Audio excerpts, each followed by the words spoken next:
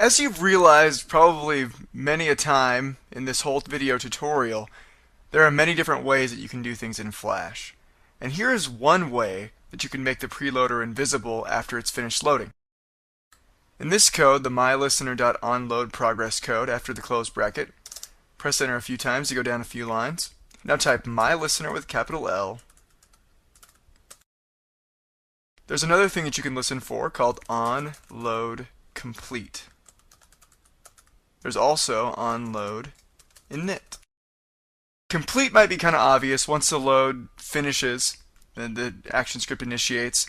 Onload init is something else. Let's say you're loading a SWF and there's action script on the first frame.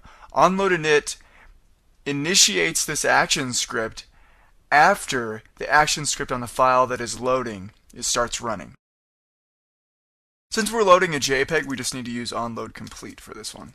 For a complete list of event listeners for the Movie Clip Loader class, you can go to the Help menu and look up the Movie Clip Loader class, and it'll give you a big list there. So I'm going to type onload complete, space equals space, function, open and close parenthesis, colon, void with a capital V. We don't have to put any parameters in here because we're just going to reference the preloader. Press enter a few times to go down a line. Open bracket, enter, close bracket, up arrow, enter, get between the brackets. Now here's what's going to happen once the load completes.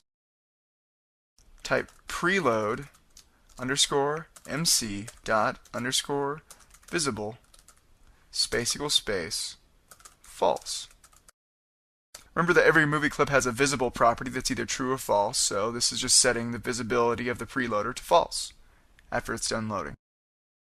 Test the movie. Watch it load and disappear when the file is done loading. Notice that it kind of disappears really quick. If you wanted to get kind of sassy on it, you could do something like this. I'm going to zoom out and go inside this movie clip. And go all the way to the last frame. Once I get to the last frame, I'm going to drag that keyframe in between to frame 90. And then I'm going to create a keyframe on frame 90 in layer 2 after I unlock it. I'm going to create keyframes on frame 100 for each of those.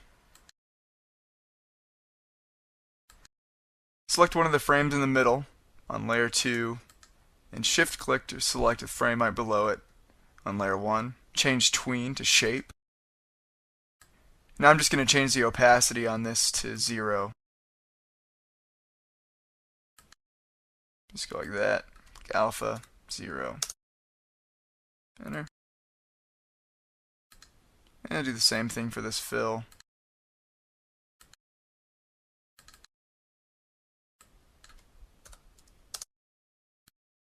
So that way, once it finishes the tween, it'll fade out. I'll test the movie. It's a little more clean that way. And so that's how you use the onload complete or the onload init event listener for the Movie Clip Loader class.